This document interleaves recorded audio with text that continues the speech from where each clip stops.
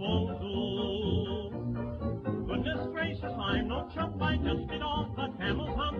Animal crackers, I love you.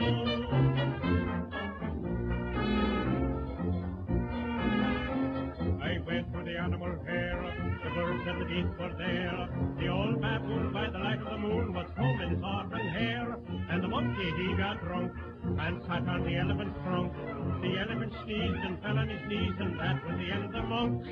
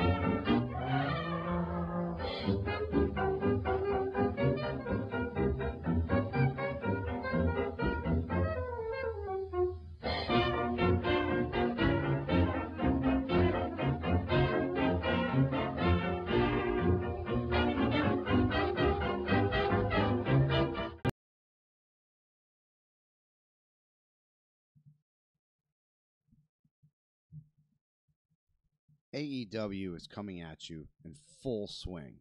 Whether you want them or whether you don't, they're here now.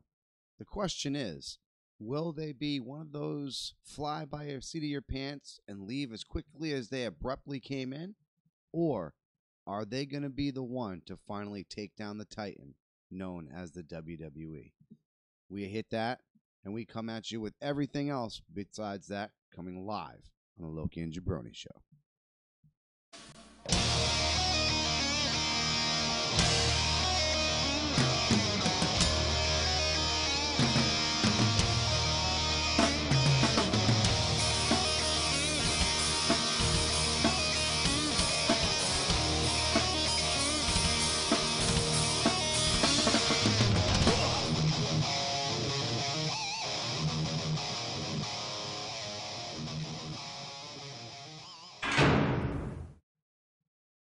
We never walked on the moon. Elvis ain't dead. Daytona never happened. It's all in your head. But tonight's focus is on All Elite Wrestling. Welcome back to the Loki and Jabroni Show. My name is Chris Burns. I am the Jabroni. To my immediate right, coming at you faster than a flat earther on another conspiracy theory, a visible jet. Loki, my friend, is in the house. I gotta stop you. I gotta stop you. Did you see that bullshit documentary on Netflix? Yes, that's right. Oh my God, there's 94 minutes of my life that some would say you'll never get back. But for me, it was awesome because it debunked everything that Nathan the Cunt Thompson ever said. And all they could say is, that's interesting. Well, you know what's interesting? You're all a bunch of cultists that are believing in bullshit. But that aside, I will say this real go quick, ahead, just to give them a little bit of thunder. Go ahead. The one point where they did say that flat earthers believe that that it's set up like this because each one of us has a grander purpose. We're not just dirt that just comes in, goes, and fucking die on the ground. Like the quote unquote government likes us to believe. I'm feeling you.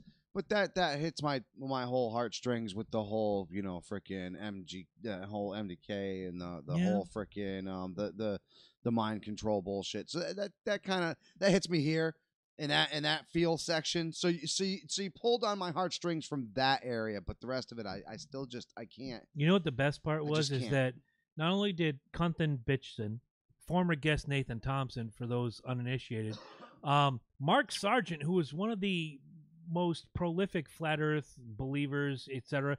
First of all, he's wearing a shirt that says, "I am Mark Sargent."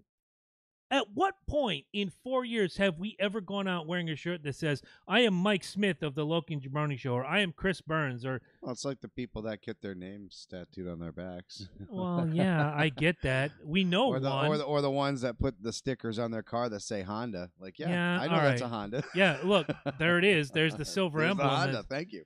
Whatever. I want to say, I like I said before, it was 94 minutes. I thought I'd never get back, but I never have laughed so hard. And thank you for bringing it up. That was fucking amazing. I had to. Good job. So before we go into this AEW here, I know you got some stuff over there written down. I do, but the one thing I have to ask, because every week for probably the last 100 weeks on the show, we introduced the Man in the Box. Tonight, and only for tonight, the Man in the Box is not rigged up, but he is here. Producer Eddie Focus is behind the scenes. He's getting something hooked up over there. He's fiddling. We're not recording in our usual spot. We're actually recording in Focus Digital Studios right now at Casa del Eddie Focus. And for whatever reason, his mic's not working. So he's trying to figure that out now. But yes, I do have some stuff. Next Monday, yes, I said Monday, very special recording night. We're going to be talking to this gentleman, Joey Casada. If you can see this book, it's called Start With a Dream. Joey Casada is not only a rock and roll, I'd say star. He's played for some big bands. Not only is he a television star, if you remember Z-Rock from IFC channel. Not only has he played on Broadway, but he also is a huge wrestling fan and has video shorts on YouTube called Wrestling with Joey Licious. This book came out about 2 months ago. I plowed through it in 2 days.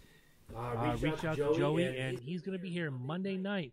Special start time of 7 p.m. Joey comes hot at 7:30, and we're going to have some fun picking his brain about the book and about his obsession with wrestling. And in case this whole wrestling episode wasn't hot enough, April 7th is WrestleMania, and we will be at the Deck in Westbrook, Connecticut once again. If you want to come out and have a good time, come to the Deck in Westbrook, Connecticut. Time to be announced. I'm not sure that all of us want to be there for all 17 hours of WrestleMania.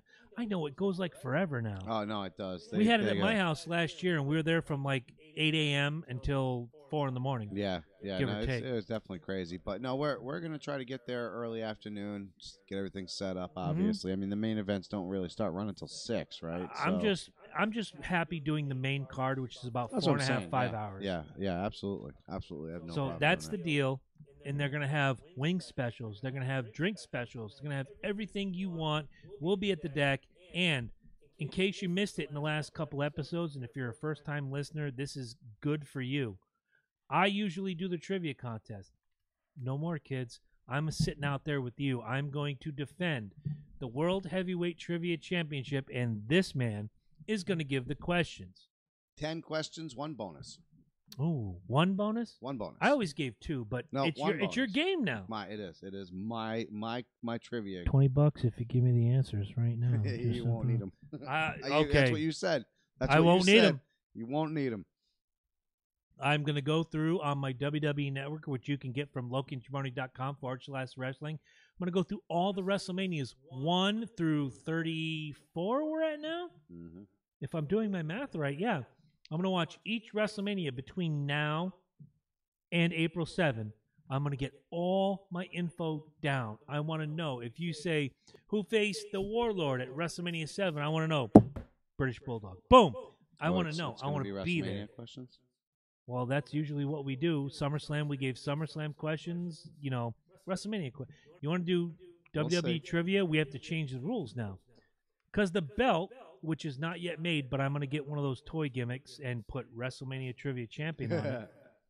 Till we get the freebie. Right. Well, not the freebie. Not the freebie, but... Wish it was a freebie. Right. We're going to give away the toy belt that says WrestleMania Trivia Champion. If you can beat me, we're going to have it, and you're going to wear it. But it's WrestleMania Trivia. Just like SummerSlam is SummerSlam Trivia. Exactly. Much like when we did the Royal Rumble with Jimmy Hart. It was Royal Rumble Trivia. It's going to be good times. Always a good guys. time. You don't want to miss out on this. Trust me. They can't hear me. Nobody can hear in me. their headphones, but y'all should be able to hear me at home. Okay. Right. And we can hear you here. Yep, I can definitely hear you. In Focus Digital Network Stadium.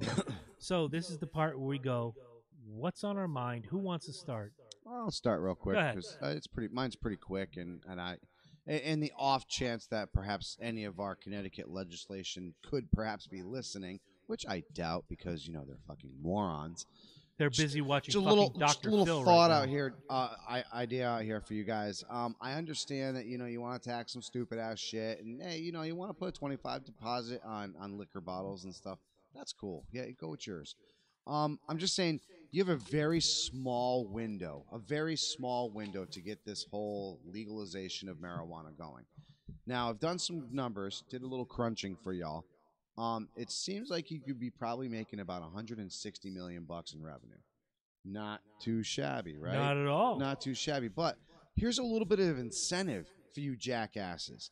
If you can actually push this and get this going like now, not only could you get that 160, you could be having 2 other states who have yet to do it themselves on the border of Connecticut run in and start grabbing from you. And that would be Rhode Island and New York. Mm-hmm. Now, we got a lot of Connecticut people going across border right now as it is, going to Massachusetts and filling their pockets and whatnot and have you will with all kinds of legalization over their freebies.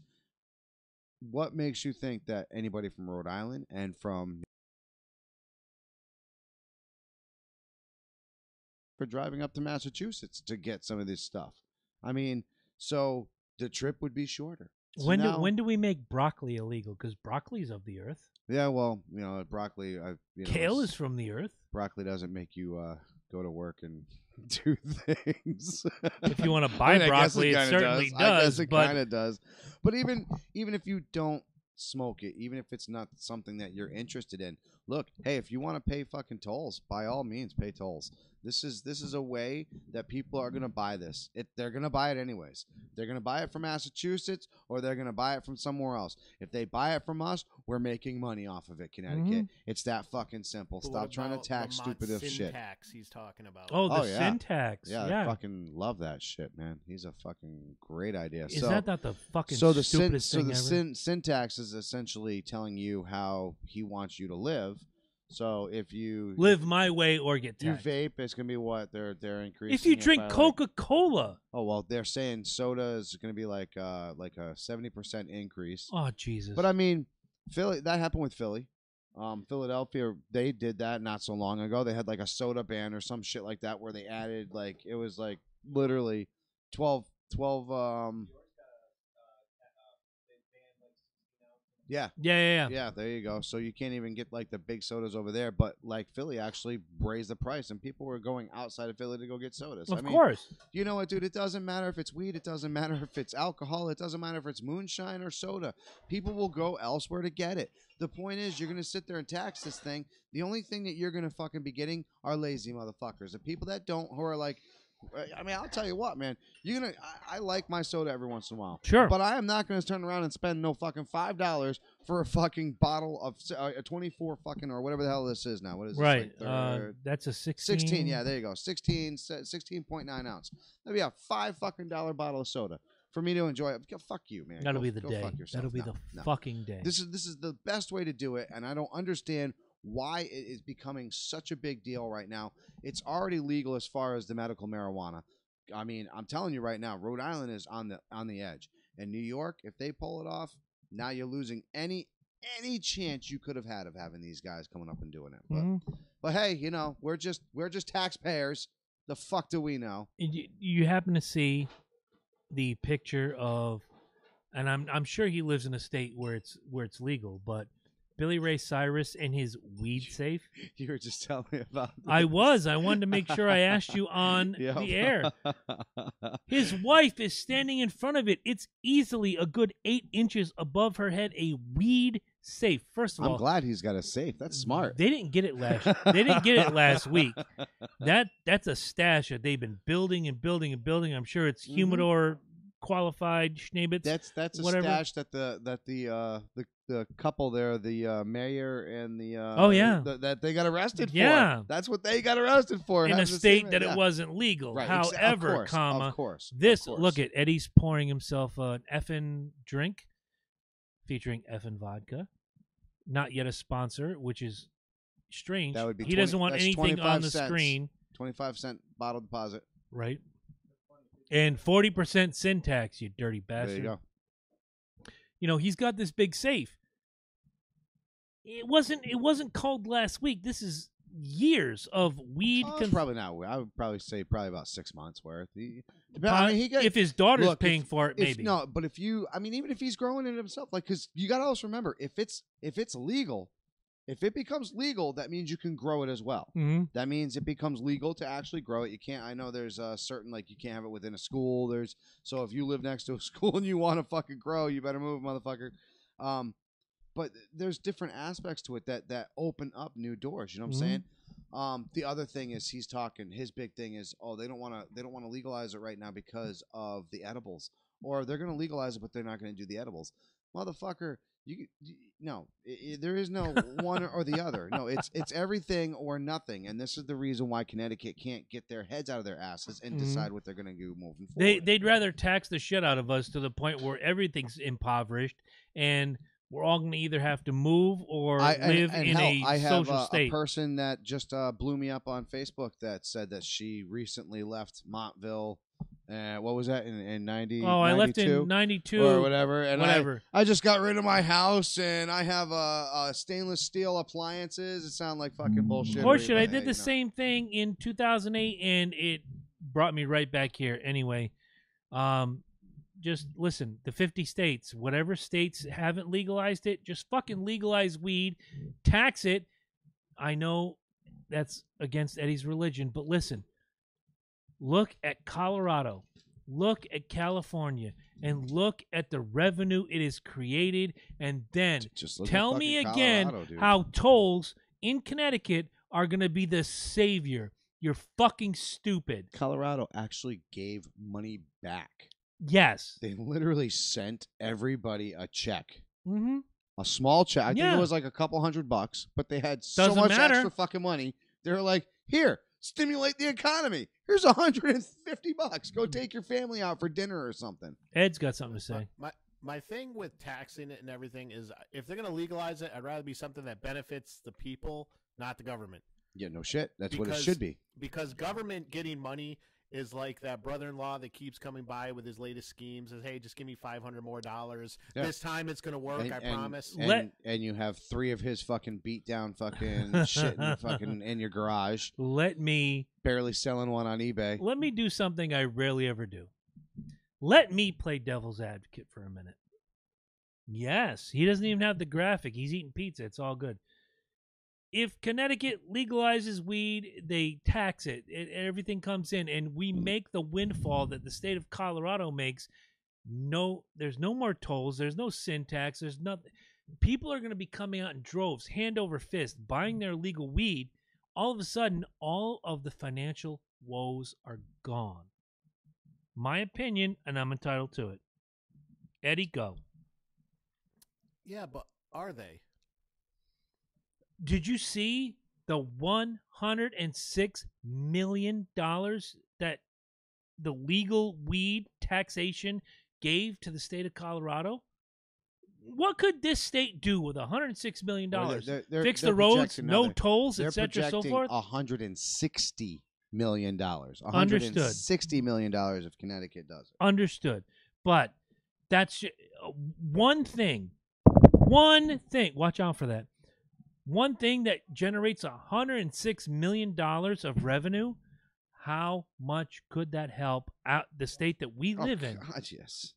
It's just ridiculous to think that maybe, just maybe, as much as Eddie and myself and you and everybody else says taxation is theft, legalize the weed, have your Acapulco Gold right on the shelf next to the Marlboro cigarettes at $10 a pack, and somebody buys how many cigarettes come in a pack? You used to smoke 20. Okay, so you have 20 spliffs in a pack. 200. I don't remember the song. 200 cigarettes. About a carton of cigarettes. Okay, so exactly. Thank you. The revenue could save the state, and then we get into, well, we've made all this money. We have a surplus. Let's give back to the people, much like Colorado has done. Much like California has done, much like George Bush tried to do 18 years ago when he sent out those bullshit checks, and everybody thought, yeah, I got a Bush check. No, you're just feeding back into the fucking system, you idiots. The problem they have... That pen cannot stand up for anything. The problem what's going on right now is, unfortunately, they tax, the cigarette tax, for example. How many times has this been pushed over? Literally, you can buy a pack of cigarettes down in Florida for like what, $3.50 or some stupid shit. I want to say the last time I heard was like $4.25. But there you go. So even let's even go for $4.25. Look, Up here it's $10, dude. The can that is in my pocket went up double in the last 7 years. That's ridiculous. Now double. This is the reason. Oh yeah. Horseshit. This is the reason why Connecticut will never legalize it in time, because they have stupid little ideas like this, like the cigarette tax that worked. That actually went into the system and it fucking worked. You know what? You know what? Push that forward. Casinos. Oh yeah, when we were smart. All the old ladies sitting out there puffing off 2 at a time, hitting the one-armed bandits, and nobody wants to walk through a cloud of smoke. Pardon the pun, like fucking flies. I mean, literally, they're fucking. How are the casinos doing right now? Not very well. Not very well, because half of those fucking puffers died. Exactly. So what do you got? We wanted to dish on yours real quick. All right. Well, look, we've always said on this show, much like Joey Casada's book, you start with a dream. You want to be the best you can be at anything you do. I don't care if I'm playing a board game with my 11-year-old. I don't care if I'm doing the trivia contest at WrestleMania. I want to win. Manny Machado. Today, it was announced that Manny Machado signed for 10 years, $300 million. That's, do your math, $30 million a year. Better than Alex Rodriguez did with the Yankees. And by the way, Alex Rodriguez won a championship, no matter how much I hate him, to play for the San Diego Padres. That's why he went there, though. So what? That is why he went there. He wanted to be a champion. Manny Machado doesn't want to be a champion. Basically signed a contract to be mediocre. Manny Machado signed a contract to finish 3rd place in a 4-team division every single fucking year. Fight me. I will say one thing about the Padres. They have a really good once every 19 years they make a really good farm system down there. They sure do. And now they have 2 people that they are paying way Who's too the much second? money for. Because I'm missing. Who are they paying too much for on the back end? I gotta look it up. All right. He was one of the first ones. I think they picked him up last year. And it was the same idea. They just gave him a ridiculous amount of fucking money. They're doing the same thing here. I'm not going to the Google machine. But Manny doesn't even deserve this right now. I thought you were totally going to the other one. Manny doesn't deserve us. Okay, what did you think I was going to? Please. DX deserves us. Oh, well, here, you know what? Fuck Manny Machado. Manny does not deserve us. I'm sorry. Reboot. D-Generation X is going into the WWE Hall of Fame, the first inductee in 2019. Here's my question. There's actually 2. 1, Shawn Michaels is now going to be the second ever 2-time WWE Hall of Fame inductee. Second, China is getting in with D-Generation X. Now, big. That's pretty big. It is, but 2 years ago, we did a Hall of Fame episode, and we said China should be on her own. This is kind of maybe the ice breaking a little bit. Let's bring China in as DX. Let's see how it sells out. Yeah. First of all, me and Nate had a little conversation on his thing, because he went off on DX and their chopped crotchery. No, stop. Matt, I'm not going to fuck with you right now, but I could do a whole episode on how your hypocrisy is bullshit. Look, I said the same thing. Look, it was the Attitude Era, dude. People were giving birth to hands. Fucking people were eating shit. This is the same guy that rooted for Victoria to beat up the guys. Let's put that out there. They put LSD in Kurt Angle's milk. I mean, come on, people. There was some pretty fucked up storylines going on back in the Attitude Era. Right. However, there is one thing. There is one absolute, and I will say without certainty, without a fact, without a fact of a doubt, without one shadow of a doubt, DX during the Raw invasion, during the whole WCW, the Monday Night Wars. The Monday Night Wars, there was no other group more dynamic than them at that time. Absolutely. What did you say to yourself? Like, you didn't care. I mean, you counted the matches were going on. Would it have been the same if Mark Henry had done the invasion? No. Would it have been the same if, again, Stone Cold by himself did the invasion? No. But DX, the irreverent badasses. What are these guys going to do this week? Oh my God, great question. When they look, you sit there and you say that the crotch cut. There was more than that. You remember the first time that they got in trouble from frickin' Sergeant Slaughter? Oh yeah, and they pulled out the freaking windshield wiper. Fucking dude, that's classic. That is. But you see, here's where I'm gonna Strip poker was amazing. Here's where I'm gonna call Nat. I'm not gonna say his last name. He knows who he is. Out onto the table. At that time, we were all in our 20s, looking around the table. We're all in our 20s. That was cool. That was edgy. Yes, that was yes. hip. If you look at it now with your 40s glasses on, yes, it's tasteless. Yes, it's not quite what you think it should be. But now, ask yourself, how do your parents look at Archie Bunker in the 70s when they go into the 90s and look at Archie Bunker? They cringe a little. Exactly. They cringe. It's two different animals. And if you think anything different, I invite you, whoever you are, call into this show. We'll give you a half hour's worth of time to sit on this show, and we will prove you wrong every single time. Because you, my friends, are the same ones that watched Ren and Stimpy. You, my friends, are the same ones that watched Beavis and Butthead. You, my friends, are the same ones that watch Friends, a show, thankfully, I only watched 40 minutes of, where they stared at a fat naked guy across the way from them, and y'all think it was fucking genius. If you think DX was bad, I'll show you 15 things that were twice as worse. Fight me. Ed, you have something to say? Well, I didn't watch a lot of the Attitude Era, but you missed out on a lot, bro. Well, here's the thing, though. It's obvious it had to happen because the whole workout, say your prayers, take your vitamins thing wasn't selling anymore. Passe. No. It what really was because WCW was doing it better. When you got somebody like freaking Bob Backlund and all he's doing is his good guy image and he's the bad guy, right? That tells you something. When he right was there, on this show, what was it, 2.5, 3 years ago? Sitting between us, he said, all I was doing was being myself, and the people hated me for it. Yeah. But that showed you the time. That image, was the time. Look, go back to Blazing Saddles. How many of you love Blazing Saddles? The most most overtly racist movie that I can think of, and everybody loves it. Co-written by Richard Pryor. Right. Yeah, absolutely. A black man, by the way. But you love it. But you look at DX and say, oh, that's just too raunchy. That's just too this. It made me hate it. Fuck you. Going back to your statement, I will say this. What was my statement? Do I think that Shawn Michaels getting it 2 times? 2 times. Okay, because you got to realize now, first of all. Because I have an answer to that, too. Triple H is going to get 2 times, too. You know Triple He H will eventually, but so this is his be first. 2 time, right. But he's going to be 2 time as well. The fucking Road Dogg and Billy Gunn. Billy Gunn, by the way, who works for AEW right now. Yes, exactly. But they have a chance of becoming 2 times tag team. I'm saying the only person who's going to get fucked out of this is the 1, 2, 3 kid. X-Pac. I'm telling but you. We go right back now, to dude. 2 weeks ago when we had Ian Cunningham and we said, who do you want in the Hall of Fame? All of us agreed. Hart Foundation, right? Yes.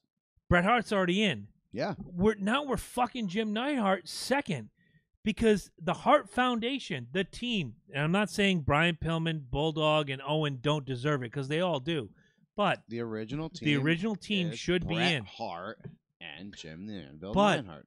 DX gets in before the Hart Foundation. I call bullshit. Well, I tell you why. Obviously, I understand. You push for that, but like I said, I do like the point you bring up. I think it is a nice icebreaker for China to get a push in because if anybody deserves it, what China? If you don't have China, you don't have Nia Jax throwing herself through a fucking, which by the way was awesome. Was that not great? I watched that shit 40 times, watching her just bounce off that shit, and then she just laid there. I loved it. I fucking loved it. Quick Elimination Chamber story before we get into if Ed wants to do what's on his mind. Before we get into AEW, Daytona 500 ends after 4,821 crashes. I start Elimination Chamber late on my network, which you can get at LokiandJaborni.com/wrestling, which is where I got it. I click it and it says... Unfortunately, we're only offering 28 days this month. Right. But next month, 31. I click start from the beginning. So I go all the way back. I thought when Nia went through that pod, I thought, well, Tamina's going to pick up the slack. Tamina, she's just as big, just as she comes from a wrestling background. Jimmy Snuka's daughter, let's be honest. And I saw more for that match. Congratulations to Sasha and Bailey. The hug and boss and hug doesn't hug fucking connection. matter. Which is why they've been doing this for 3 years, because obviously they wanted to give them the belts. And they're best friends. And so it's about time. Doesn't matter. But I just thought having Nia, they were building her as a beast, and then this match just basically put her down 6 steps. Oh, yeah, but she'll be back for that. But all right, let's wrap this up because we're going to tear into some AEW. Do you got anything you want to say to the people before we hit our little 5-minute? Well, there's only one thing better than watching wrestling on TV. And what's that? Seeing it live. Oh, yeah. And I know where people can get tickets. Tell them. To live events. Where? LowKingJabroni.com. That's where you can get all your cool stuff. So, yeah, go on LowKingJabroni.com. There's a tab, event tickets. Click that. Powered by event tickets, I believe. Ooh. And you can actually buy tickets to events. So right now, Wells Fargo Center, Philadelphia, Pennsylvania. Nice. It's my bank too. March 4th, they are filming WWE Raw. Nice. Oh. Well, filming, they do it live, but it's on a 12-second delay. Mm-hmm. And they have tickets starting at $33, going all the way up to $35. And you get to pick seating based on numbers and everything. Nice. Awesome. You can do this all through LowKingJabroni.com. We are an affiliate, so we do get a commission on these. Woo-hoo! So not only can you see your favorite concert, movie theater, theater plays. Oh, that's Broadway. That's cool. All kinds of stuff. Music event, whatever. If you want to pay $500 to see Jay-Z and Beyonce, right? Do songs. You can do it. Doing songs about cheating on each other. Yeah, you can do it. Yeah. I may actually look into this because Kiss obviously is coming on their end of the road tour. They say it's a 3-year tour. I don't buy it. I think one of them is going to die before it's over. I'm thinking it's going to be Gene rather than Paul, but they're playing Mohegan at the end of March. I would love to go to this site, and I will, to find decently priced tickets, and I want to take either my daughter for her second Kiss show or the Immortal Beloved, Eternal Flame, Goddess of Love, to see the show, just to say, this is why I love this band. But if the ticket prices are too high, we'll find out. And you can. Tickets are currently starting at... Oh, tell me, Eddie, tell me. Well, Uncasville, Connecticut, Mohegan Sun Arena tickets are starting at $176. Well, guess what? I'm not going to. Wow. So if you're going to see them, I can register a car for that money. Maybe just a trip up to Boston for $72. Okay. Or vacation in Philly for $71. Well, before we go to break, I want to say, and I'm going to hold the book up again. It's called Start With a Dream by Joey Casada. He's going to be here Monday night. You might be cool, but you're not playing wiffle ball with Kiss cool. And having said that, we're going to take about a 4 or 5 minute break. We'll come back. All things, all elite wrestling, how they can succeed, what they could do not to fail, and stars we think they should sign right away. We'll be right back.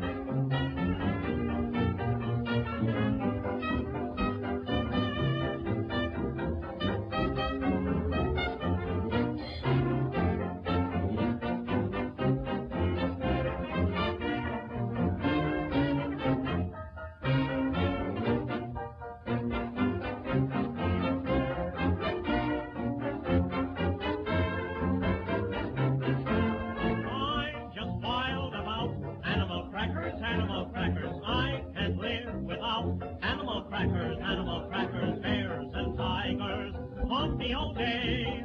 And whenever I am at a swell cafe, say all I order is animal crackers, firecrackers won't do. Goodness gracious, I'm no chump, I just get off the camel's hump. Animal crackers, I love you.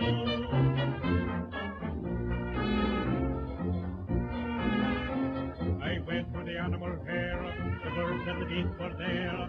The old baboon by the light of the moon was combing his auburn hair. And the monkey, he got drunk and sat on the elephant's trunk. The elephant sneezed and fell on his knees, and that was the end of the monk.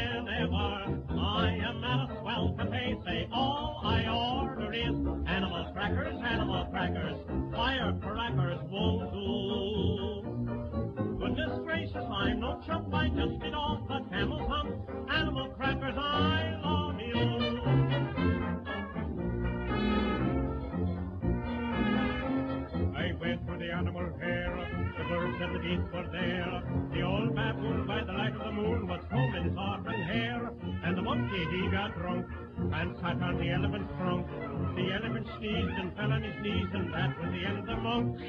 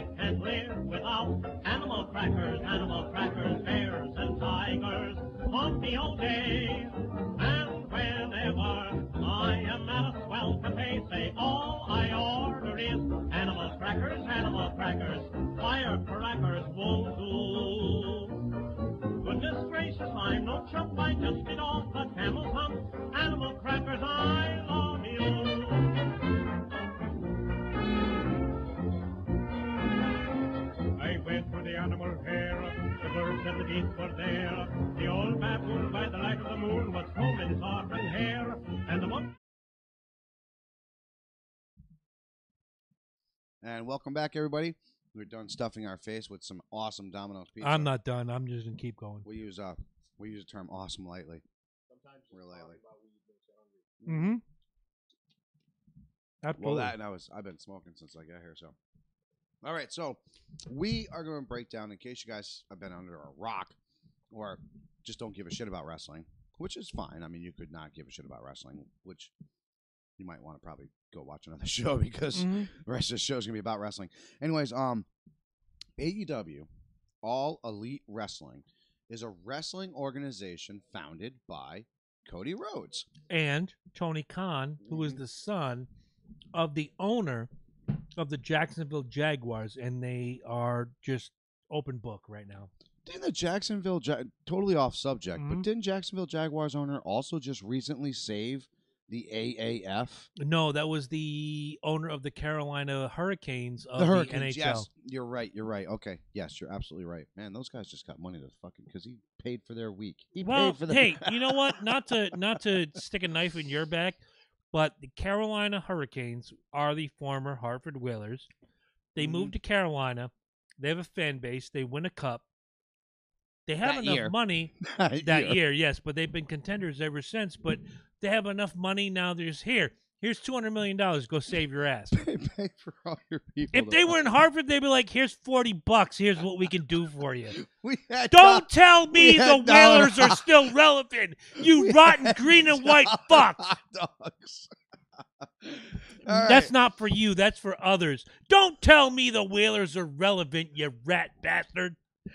So we are going to break down AEW's ideas or what we feel would help AEW, number one. Things to do. Things not to do.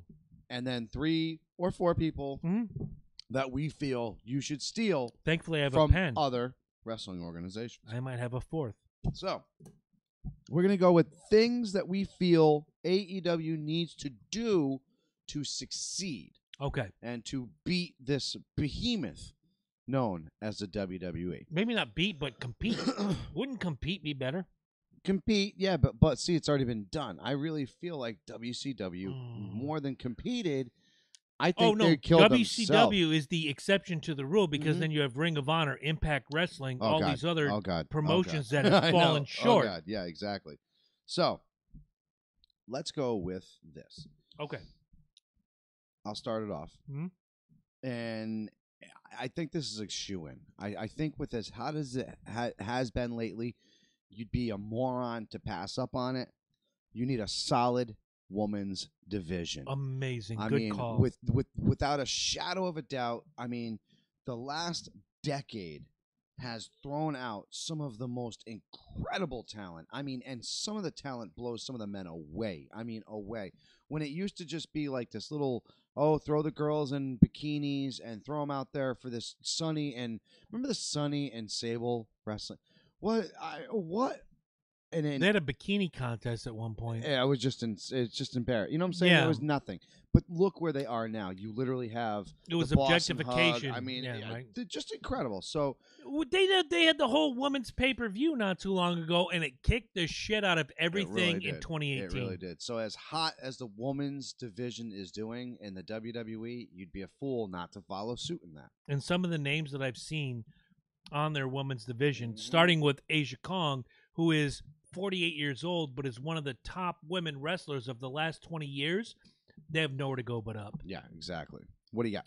All right, well, the one thing they need to do is listen to their audience. If you look at the WWE, they shit on Roman Reigns. They push Roman Reigns. Everybody shit on Roman Reigns. Now, when they listen to their audience, they bring Braun Strowman up, but does Braun Strowman have the title wrapped around his waist right now? No, they're not listening to their audience. They're not listening to who should be on the top.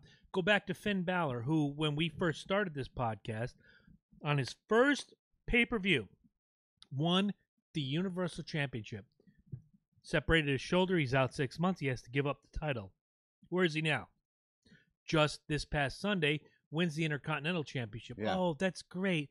Yay, Finn. No, he should have that red belt strapped around his waist. Listen to your audience. They will tell you who should be on top. The WWE doesn't do that. I think Seth Rollins, no offense to Seth, he's a fucking amazing performer, but Seth Rollins shouldn't be on top. At first he wasn't. At first he was hurting people. Sure. I mean, We said that on this show. I don't think Dean Ambrose should be anywhere above, say, mid-card status. I don't think there are guys that they're pushing. You know who should be on top? Elias on the WWE. But if you're going to go to AEW, and when you look down the roster that they have, if you listen to your audience will tell you who your top star is. Don't feed your audience. Let your audience feed you. And now we go to Ed. Well, just piggybacking what you just said about Seth Rollins is exactly what I think. They need, out of the gate, like obviously they're signing superstars. We see it. Out of the gate, they need to focus on the wrestling. Do the wrestling better. Mm-hmm. Start there instead of having a bunch of. You might have a lot of great personalities, but the wrestling sucks. Right. And I think right now the audience. I mean, obviously. I think that was TNA. Right. Yeah. Great names, But terrible here, wrestling. Let me piggyback his point. I actually, after Daytona this past Sunday, watched Elimination Chamber pay-per-view. Whatever the name of it was. I think it was Elimination Chamber. I know the Chamber was in 4 matches. 3 good matches, the rest filler. It was disgusting to watch. It insulted my intelligence knowing that I have followed this entertainment platform, sport, whatever you want to call it, for 40 years. And this is what I was fed? Exactly. Horseshit, and horseshit. Right out of the gate, what they need to do right out of the gate. I forget his last name. That we saw, Matt Cross. You need get the Matt Crosses out there in the forefront. Make the wrestling better than WWE. Explosive, dynamic, like Sure. wow people. You should be hearing this is awesome more than every single match. Exactly. Get to what his point with the audience. Let the audience pick their heroes. Just make the wrestling great. Let the audience pick their heroes. Just like, hot damn, that Matt Cross guy. Then there's a they're reason. feeling this guy. Let's go forward with There's that. a reason Hulk Hogan became Hulk Hogan in capital letters. He was in the WWE or WWF at the time. He's fighting Andre. Nobody's going to beat Andre. We all knew it. Even at 9 years old, I knew. Doesn't matter how big he is. Nobody's beating Andre. He goes to the AWA. Because no one would believe it. Right. But he goes to the AWA, and nobody was as big as Andre in the AWA. But he's beaten everybody. The only guy he couldn't beat was Bockwinkel, who was the champion. Nick Bockwinkel. Look it up, guys. Mm-hmm. And when he got tired of being passed over, he goes to the WWF. What happens? He beats the Sheik. He's the champ. 4 years running. They built Hulk Hogan. They built Hulk Hogan. Because I guarantee the Giant. Exactly. If you'd have done that 6-7 years later, Hulk Hogan's not Hulk Hogan. Oh, no. Listen to your audience. And Exactly. what Eddie said, you have to create something new, which is what Vince McMahon did in 1983/1984 with Hulk Hogan, much like Vince McMahon did again in the 90s with Steve Austin and The Rock. Exactly. Which is what he did in the 2000s with Kurt Angle, John Cena, and Chris Jericho. Great point. And to like piggyback on that, Sure. The benefit the 80s had is twofold. You had the Cold War, so they could play that up, and people weren't so fucking offended by everything. Yeah, exactly. Oh, wait. Obviously, we got a kind of a Cold War going on now, but if you even tried to exploit that right now, forget it. my Wait. God. Forget it. You'd have, So you you'd have mean- burning trees in your backyard. So you because mean you'd the get same fucking people laser that are striked. offended by the crotch chop should be offended by the Sheik, Nikolai Volkov, Sergeant Slaughter, Kamala the Ugandan Giant, and every heel that Any came of 'em. through with some sort of racial They stereotype? were all. Just they were look Is at- that what you're saying? Just look at how the Kamala Harris meme went over. I mean, Dude, people flipped out about that. Eddie Guerrero came out to a song, "We lie, we cheat, we steal." Are So- you serious? So what you're saying is the people that are offended by Degeneration X are fucking hypocrites? Something like that, yeah. Yes! All right, so Next point. next one. That What would be can most of the AEW American audience? Right. What can AEW do to survive? Point number 2. Make the tag team championship relevant again, Amen. please. Amen. I know it seems super fucking easy, but it can't. You remember when you sit around with your BFF and we're like, we're winning those tag team belts? There was something about the tag belts, man. They were awesome. You wanted them. You wanted them more than you wanted the... Who's your favorite tag team? Oh, obviously the Hart Foundation. Who's your favorite tag team? British Bulldogs. Who's your favorite tag team, Chris? Oh, shit. The Midnight Express. I would throw an honorable mention to the LOD because, fuck, the Road Warriors. Edge and Christian. Shit. Right. Can like we just say, Care too? about tag teams. Can I just add to the point? Yes. Great wrestlers, great wrestlers, great wrestlers. Yes. The wrestling was at the forefront, and that's why they were popular. Yeah, exactly. Exactly. Exactly. And dude. when you have 4 people like the Rock and Roll and the Midnight Express, when you have the Hart Foundation and the Rockers, when you have the British Bulldogs and the Hart Foundation, let's not even Do you remember add tables, ladders, and chairs the with Dudleys. the Dudleys? Edge and Christian, Hardys. Freaking Hardys, dude. Did you? It was insane. That was insane. If not, probably. I mean, just bodies were flying everywhere. What was man. the question you had in your head after every move? How can you top this? Exactly. How could this get any better? And Took they the just, words right out of my mouth. and it just did. When he swantoned from the entrance, I mean, like you're like, even the crowd said, "Holy Royal shit! Rumble Holy 2000 shit! off that Holy cab shit. gimmick." Yep. Yeah. And what do we got now? Miz and fucking Shane O'Mac. Oh, don't get. See, I mean, they just wanted to lost stay it. away. They just lost it to the Usos, which makes the Usos what? Which makes no fucking sense because one of the four-time? Now aren't they Usos was fucking- just arrested. Yeah, exactly. Fucking That's what I said. I- So make the tag team championships I great make fun again, of, make them relevant. I make fun of New Day, but here's the thing. Tag teams need to look like tag teams. Exactly. Like they belong together. Yeah. Like New Day, even though I pick on them, belong together. No, and you it's can obvious. tell. Absolutely. And the wrestling is good. Do you Yeah. pick on the New Day because they're one of my favorites, or do you pick on the New Day because they're just goofy? Just the whole goofy. Understand? Kind of little stereotyping, but it's great. You know, I'm not offended. I grew up on 3-man tag teams. You got the Freebirds, you got the Russians, you got Demolition. You know that whole The Freebird, Four Horsemen? The Four Horsemen, right? You got the Freebird rule where any two of the 3 can. Well, the Horsemen didn't do this. No, but I was fucking with you. I was just fucking with you. That's why I put any the 2 of the 3 could defend the championships. Yes. So I got the gimmick. But there's nobody else out there that does it. no. I mean, they did have the Wyatts there for a little bit, but they blew that. You know what I'm saying? All the good tag team ideas that they had, they fucked up. They just fucked up. Oh, they pissed away the Wyatts. Like So, nobody's yeah. business. Oh, God, yeah. So, please, AEW, make it just for the kid in us again. And just do it. The tag team matches were always the best thing on any card you went to. House show. Oh, my God, man. Yeah. House shows. And back in the day, you remember just having them come out. I mean, dude, when wrestling first introduced the games, when they first introduced stables, Yeah. and they had famous stables of your wrestlers coming Right. down. I mean, come The on, Horsemen, man. DX, Come on. fucking the Flock. Yeah, NWO, the Oh, Outsiders. I mean, right. dude, it's there. Just I'm don't gonna blow it. kind of go with that, and one of my to dos, and this goes to Ring of Honor, who tried it and failed. This goes to Impact, who tried it and failed. It also goes to WCW, who tried it, succeeded, and ultimately, because of their own retarded shenanigans, failed. Stay in your lane. Don't go head-to-head on Monday nights with the WWE. Look, here's what we know. And if you watch a Daytona 500, you heard it every fucking commercial. This October, on Friday nights, the WWE is coming to Fox with SmackDown. Look, I'm a wrestling fan. I'm also a NASCAR fan. I don't want the two to mix.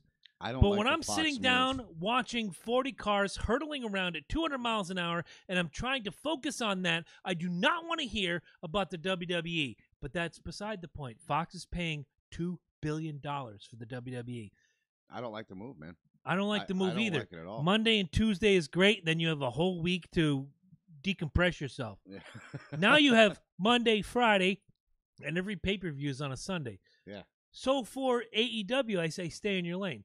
Find a night that broadcast television is not promoting Raw or SmackDown or anything for put that matter. something exactly. Look, Wednesday night is a really bad night for a lot of sports. Baseball, you're going to get low ratings. Football never plays on Wednesday. Hockey, you rarely see a Wednesday night game. Yep. Wednesday is a fantastic night. AEW, if you want to succeed, pick Wednesday. Have that be your spot. And then, like every pay-per-view ever in the history of ever, Saturday night main event. Fan-fucking-tastic. You just took it right. That was going to be my next point. Yep. Wow. Imitation's the highest form of flattery. Exactly. But steal their bike and ride with it. Exactly. Amen. Steal that banana seat fucking But tassel fucking riding shit. Exactly. Eat your cocaine bananas and go. But to start with, you have to find a night that people are going to look at and go, that's my night. Look, Monday belongs to Raw. It has since 1993. And they've proven it. They've proved it. With SmackDown, you've had Tuesdays, you've had Thursdays, you've had Fridays. They've done an occasional Wednesday. SmackDown doesn't really have a night that belongs to them.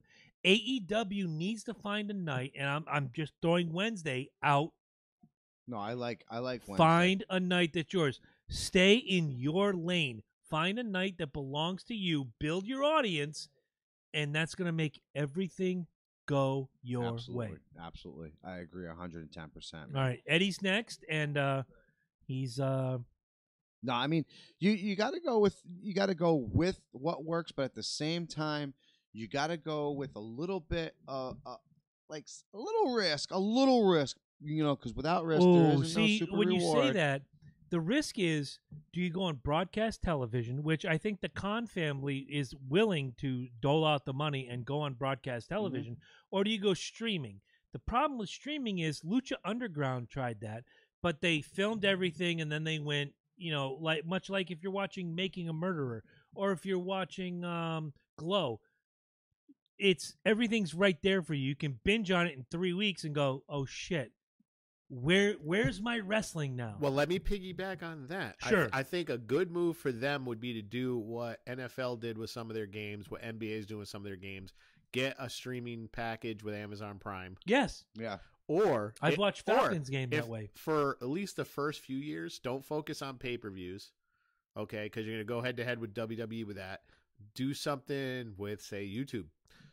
Give them as much free content as they possibly can. Do the Saturday night main events. Yeah. Do streaming on Amazon Prime, obviously for paid people. I'm not trying to kill your point, but at the same time, the Double or Nothing show, which is the answer to All In that they did last year, sold out in 4 minutes. Okay? There is an audience for this. They sold out in 4 minutes. I can't remember. Oh shit! There's an other audience. than WrestleMania. Chris Jericho happily signed that contract. Sure, with no second thoughts, dude. No second thoughts. I'll tell you what. Kenny Omega left his Japan contract, which is huge, and decided I'm going to go stateside with AEW. Randy Orton. I'm telling you what. I know he's got another year on his contract, but he's going to be following suit as well. We'll be talking about that soon enough. I'm just saying, like that. For at least the first year, they should worry about as much penetration as possible. Yeah, no, absolutely. Because there's going to be purists that don't want to see it, but you keep pushing free product. Someone's going to watch it. I'll agree, but I'm going to disagree. They have to have at least, and I'm saying, what are we in now? February. So between now and December 31st, 2019, 2 pay-per-view events, and you'll see that they can succeed. Yeah, if they Two. fill out both of those, not 12 like the WWE does. Well, that's what I'm saying. 2. A couple, they can have the pay-per-view events. I'm saying they should make it their focus. Their focus should be as wide a reach as possible. Absolutely. And not get into any entangling contracts like WWE does. And that'll go into my next point. But I was going to say mine's pretty much almost the same idea. My last and final point with AEW is very simple. Bring that edge back to wrestling. Make bad guys believable again, man. Thank you. Make real fucking bad guys. These bad guys you have, they're jokes. Rusev, dude. Dean fucking Ambrose. You can't buy him. Yeah, no, you can't buy any of these fucking guys. You literally cannot. The only buy... bad guy right now I can buy, Bobby Lashley and Brock Lesnar. That's it. Well, Bobby was supposed to be a good guy. They He brought was. him back as a good guy. Everybody didn't buy him, so they made it bad again. So But here with he is. Brock- Did you watch Yeah. Elimination Chamber? Oh yeah, yeah. And you see how when he pile drived Leo Rush, everybody's like, yay! And then 20 minutes later, he's in the other match, power bombing Strowman. They're all like, boo! Yeah. They don't know how to market a fucking Strowman heel another anymore. one. Strowman, another one. He could have been such a fucking incredible He'd have heel, been the dude. best heel ever. He could've- Andre the Giant and they were Jones. going that route. They were, and then all of a sudden they just like, you know what? I think it was just like for some reason they just think if you The see people loved him. You can't. It's like The Rock. No matter what, The Rock could have smacked your mom in front of you, front row, Hartford Civic Center. You'd have still cheered for him. Oh fuck yeah! And the problem, one of the biggest issues that I think that these guys are having right now is WWE is they bring the people in. You're sitting out there. They pretty much they sell you this. They set the nickel and hook, but they dime. don't bring right you into exactly. the boat. They bring you this hook. They do this, and they just never fully give it to you. They just, I mean, like look, just like we said with the Strowman thing, dude. Strowman is an animal. He's a fucking animal. There's no reason why he should be saying anything. But the problem was people started seeing pictures of him with his daughter. Now all of a sudden, And his family, his mom right, and dad. oh well, this breaks the criticism of him being a bad boy. So let's make You know him. who the last heel I bought was? Y'all gonna hate me for this. John Cena. When he was out there doing his raps and Oh, I pissing love on the that one. town that I he love was that in, one. I love he that was one. the last Yeah, I true love that one. heel The WWE Daniel ever Bryan. saw. The Daniel Bryan, what a joke, dude. No, I don't buy He it didn't- because he he's got exploded that hot he's got dogs. that hemp fucking belt Yeah. that he brought out Sunday night. And you know there's a section, and I'm not unlike flat earthers, there's a huge section of They're people buying that. that Oh, are dude. buying the Yeah. vegan thing Oh, and God, buying yeah. the sustainable gimmick Yeah. where he's got the wooden hemp belt, and they're going, yeah, that's my guy. That's not a heel. That's a guy you cheer for. Exactly. But so now you're trying to say that If that's you're a bad thing? No, exactly. So vegans are bad? Is that what we're saying? That's what they're trying to sell. If you're a true heel, Daniel Bryan should be the babyface.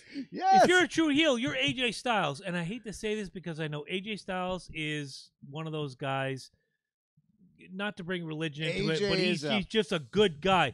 But if he took heel. that belt and said, you know what, vegans, I've got this belt made of leather and gimmicks and schnibbits, and it's everything you hate, and I'm wearing it, and I'm going to wear it until I die. And if I you're sat vegan, on it naked eating hot dogs bang! with a freaking beer and a meat pie. Boom! Go ahead, Eddie. My question is, you guys would know better than I would, and it's just my own perception. So with the heels, could it be that WWE wrestlers in general have become such big stars? There's no like true heels anymore. No, I think that you have. Well, let me finish. Like, go ahead. You have like the baby faces come in, everyone's like, "Yay!" The heels come in, everyone's like, "Yay!" So it's like, I think they confuse the audience so much to what they want. Look at Elias. In the last, I want to say 9 weeks, I've tried to tune into Raw. They fucked him hard. They love the crowd loves Elias. Elias should be the biggest babyface they have, but they keep fucking him over. They keep trying to force him as a heel. Jeff Jarrett came out the other day. The and Royal Rumble, fucking right? Took the fucking the guitar to the fucking Right. A couple weeks ago, he does the bit with the Lucha House Party. Yeah. Oh, you can play guitar, and one of the guys actually could play guitar, and he's noodling. He's like, And oh, he here, hit him let with- me grab my guitar, and he beats him with it. The crowd still doesn't want to hate him. They're trying to force heels down your throat. Yeah, Don't. you can't. Did anybody force Adrian Adonis, whether he was the leather-clad biker or the cross-dressing homosexual character? Did anybody force Adrian down your throat? They just let him be who he was. Did anybody force fucking Hunter Hearst Helmsley down your throat? Did anybody force Roddy fucking Piper down your throat? No. They let Roddy jumped down your throat. Exactly. Did anybody force, and this is where I'm going to go sideways, and a lot of you guys who think that DX was, oh, they were too whatever, remember the misogyny, remember the, what's the one, xenophobia that the WWE promoted that you loved. Did anybody force Sergeant Slaughter in 1990 down your throat when he came back and said, I support Saddam Hussein? I love that. No, they didn't. What a great fucking... You're a fucking hypocrite. Fight me. I'm right here. All right, so what do you got for your final thing that AEW needs to do? They need to walk before they run. there's a lot of arenas in this country that are anywhere between 5,000 and 8,000 seats, which they could easily fill. Bang. And they're going to look great on television. The WWE still runs them. Impact has run them before. Now they're running in front of 200 people in some barn in Tennessee. Yeah. But there are a lot of great smaller venues that look great on television. I The got a title Hartford shot Civic there. Center. 2 months. I got a title shot down in TNT. Do you? You're going to be TNA. the TNA champion? Yeah. I can't wait to see the belt right here on the Local Giovanni Show. Get the smaller arenas. KB Toys. Fill them and keep filling them and keep filling them. Ring of Honor. It's taken them 14 years since their inception. They're about to go to Madison Square Garden, and they're going to fill it. But they had to have help from New Japan because people are clamoring for that product. AEW, people are, again, we go back to Double or Nothing, sold out in 4 minutes. You go back to All In, which they did last year, sold out in 25 minutes. They have their finger on the pulse, but you got to start small. If you want to make this a nationwide touring group, if you want to really be a competitor to WWE, start small. Fill the 5,000 to 10,000 seat arenas. Go to Mohegan Sun, 10,000 seats. Well, that's Fill why it. that's why Kiss is 176 and other places are only 71 because you can only fit 10,000 people in Mohegan Sun. Right. And all the other venues you're Whereas they fitting, like, played the LA Forum, which is 30,000 there people. You go. That's almost and they charge 3 $75 times, right. It's almost 3. So they're making almost 3 times the I money get it. there. Doesn't matter. I know. I hear you. It shouldn't matter where you're Truth fucking be told, playing. the last Kiss show I saw, for me personally, couldn't be the last Kiss show I saw. I'm just saying, personal for a reasons. 10,000 seat arena, You got to charge a little more. it's and For the it's show not- you're and it's about to not- get. And it's not much. I'm not saying maybe add $1 to the ticket just to help them out, but you're absolutely right. It would look awesome. Mm-hmm. It looks because if you ever been to one of those, I mean, first of all, it's loud as shit. Watch a Raw or a SmackDown that came from Mohegan Sun Arena. It's incredible. Loud as hell. And it looks great. It looks full as it looks huge. But when you knock down all the kills that they do for the staging, you probably have 8,000 people there. Yeah. But that 8,000 people reacts like 28,000. Oh, it's incredible. They Start do a small, great job. work your way up, because eventually you will get Madison Square Garden. Eventually you will get the Forum, and eventually you'll get the stadiums. You'll get the Falcon Dome. Mercedes-Benz. I'll totally be the Bobby Heenan in your corner if you run that match. But obviously, what they got to do is sign Hillbilly Jim. There's no way out of it. Do you have a button on that thing? Can I use it? Nope, no button. Horse shit. Anyway, Beyond Hillbilly Jim. I'm going to kind of piggyback on what you were saying. I think I think the three of us are all on the same page of starting with the networks, going untapped places that WWE has abandoned. I think that what they really need to do is do a tour with the cons, and stage, quote, some really cool things with the wrestlers, like have a couple guys there to promote the brand and have them just get in a brawl right in the middle of Comic-Con or some shit. Well, that's it. That's leading right back to my edge. Yeah, get into the news. They kind of did that with the last rally they did. Conrad, our former guest, Conrad Thompson, was head of the rally with Alex Marquez, and there was Kenny Omega being introduced. His first time working full-time in the States in 6 years. He was once a WWE contracted talent in the developmental territory. Yep. Didn't like it, asked for his release, whatever. Went overseas, became the biggest thing ever.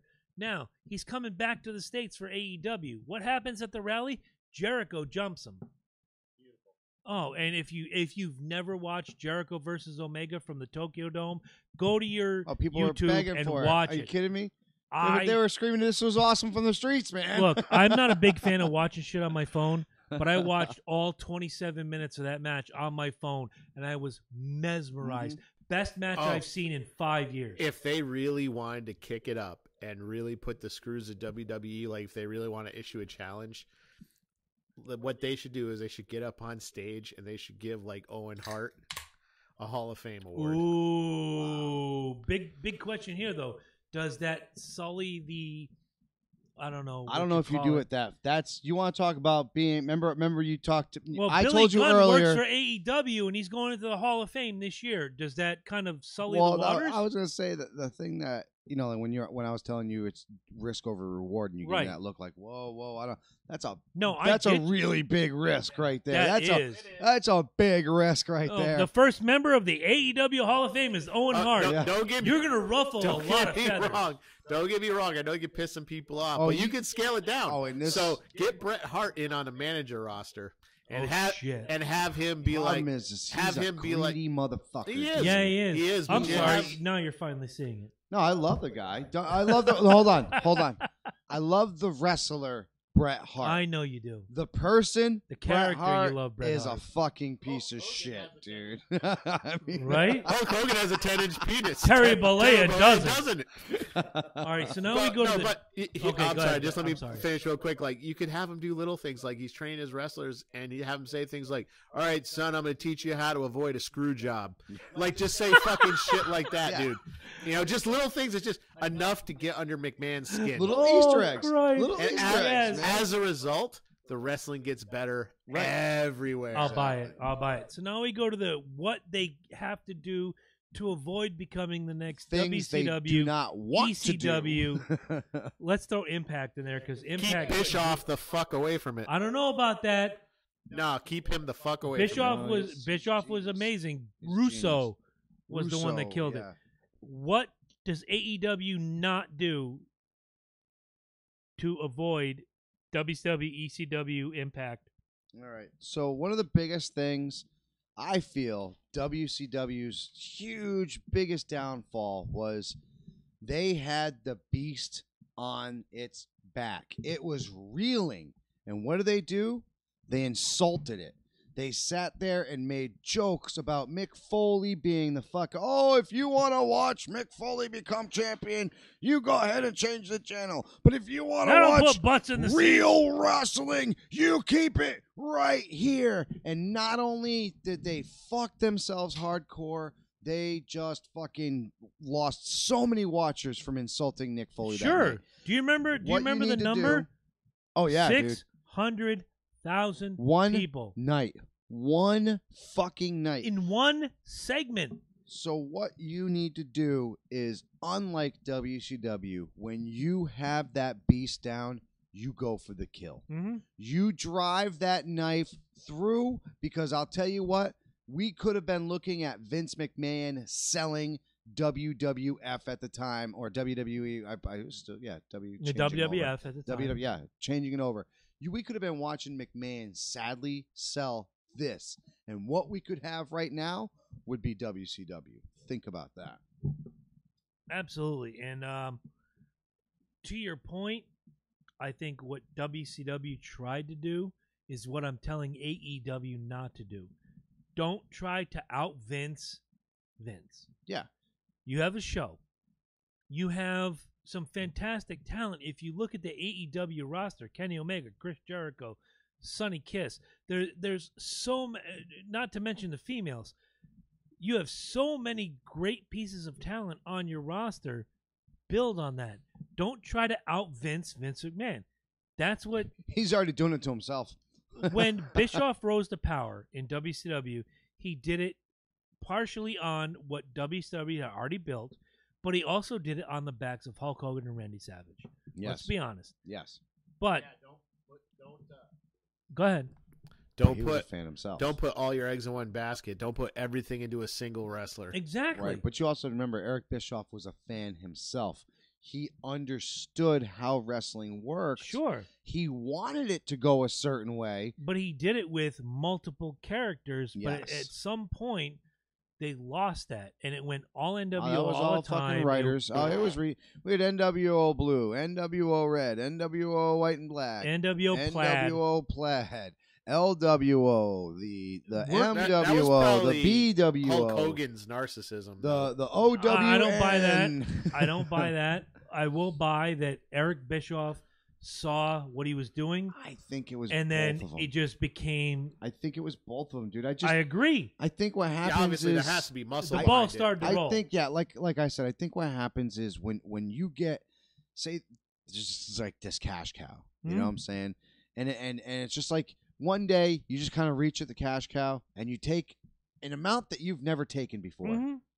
and you go back the next day and that amount is not only there, but it's grown. Here, let me throw this name out. So let me ahead, grab a little bit more of that cash cow. You know what I'm saying? Mhm. And it keeps fucking doing it and doing it. That's the problem. There was too many people dipping their hands in there, and nobody would tell the other person that they were dipping. Let me throw a name out She was here fucking empty real quick. because I think you or Ed brought it up earlier.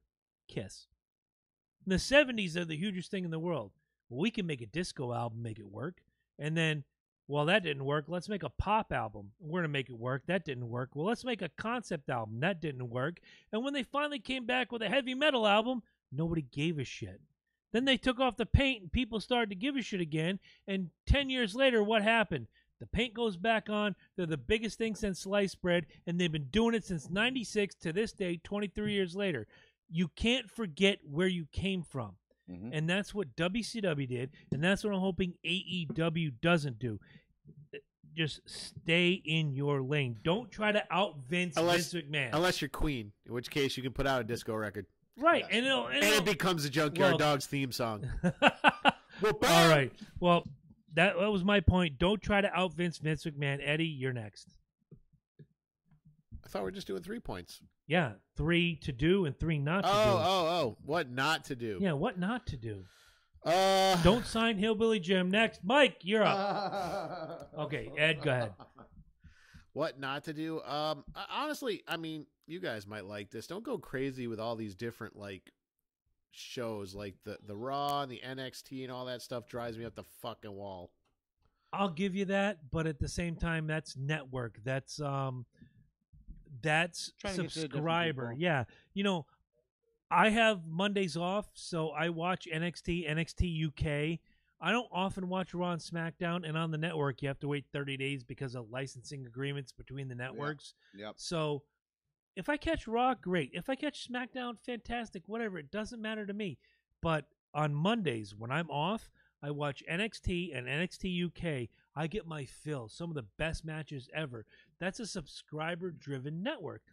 But I see your point. know, it's too Don't much like- saturate the market. It's too to me. It's like you have Marvel Cinematic Universe and you have Marvel licensed to Fox. Yeah. That's what it seems like to me. Okay, I'll buy it. You want nothing to do with Marvel licensed to Fox. Unless it's Deadpool. Yeah, Yeah. that's true. Yeah. That's true. All right. All right. What not to do from Mike number 2. So even though it's easy to do, you can't play favorites.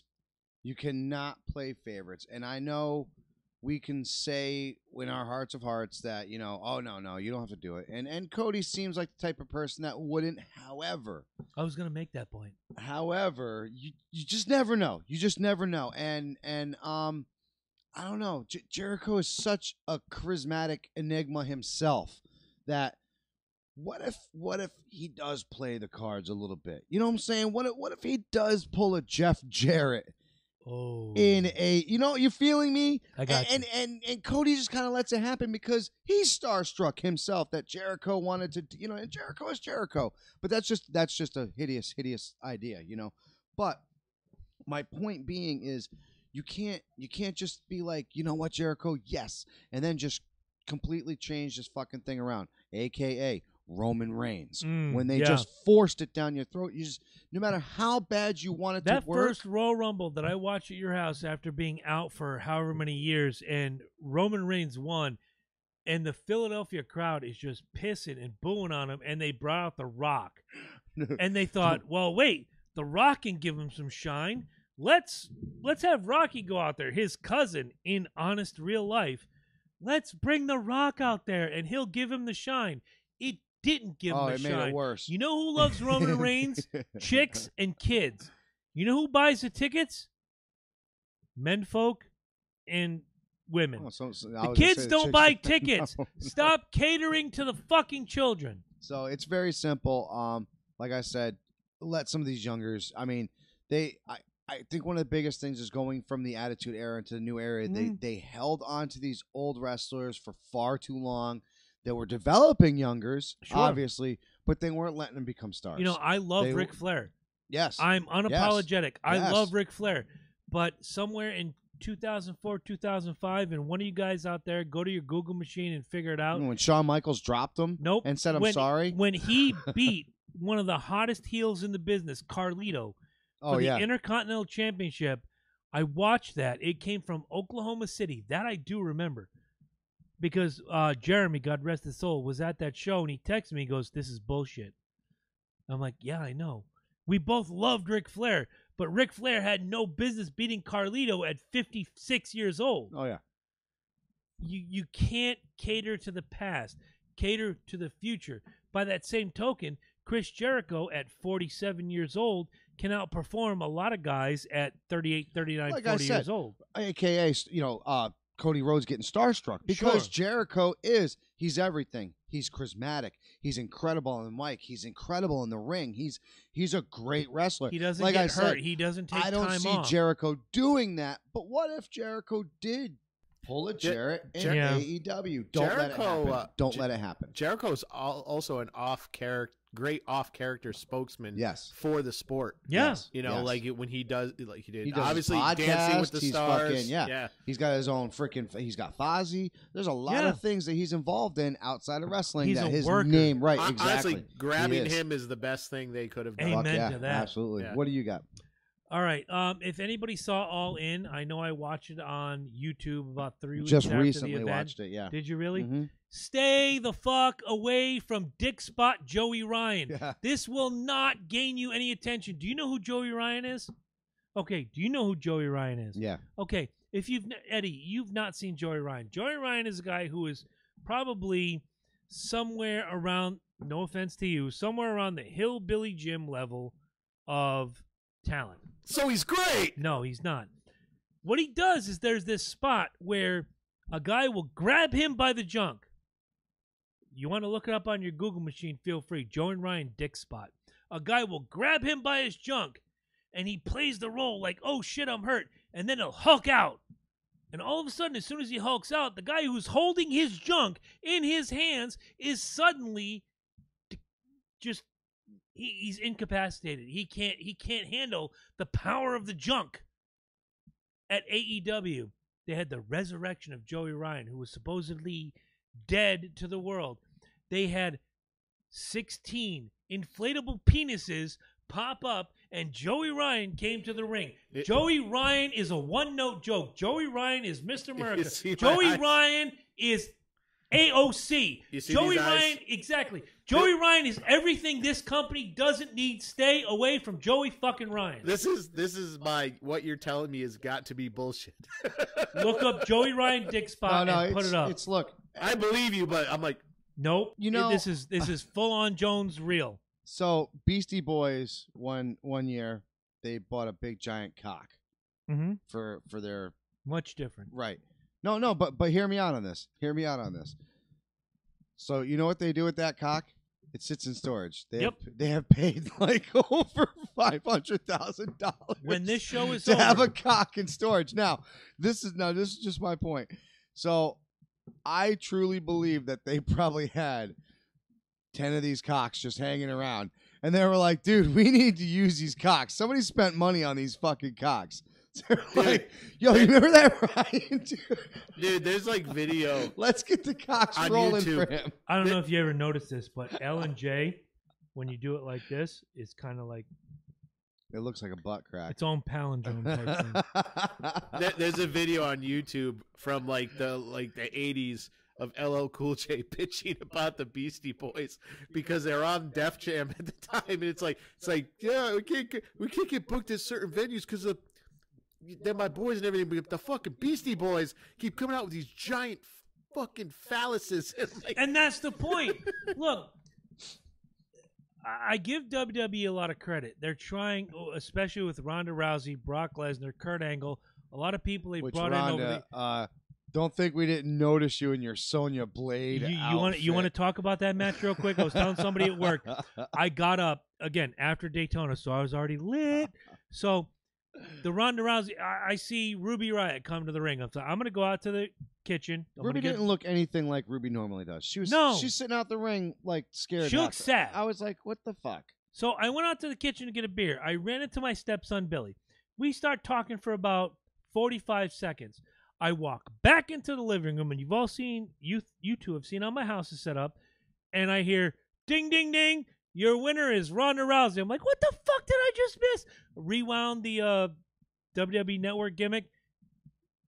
What, 95? The reverse. That was the only thing that I thought was really cool. That was it. That was it. Other than that, they basically sold match. Ruby Riott down the river. It was a C match. Basically. I'll tell you what, and get you right back to your point. The one thing that they did do right last night, as much as I didn't like Daniel Bryan, and as much as I don't like this whole heel change, they did Kofi right. Yes. And I don't think they're going to do the right thing and let him go to WrestleMania. Not yet.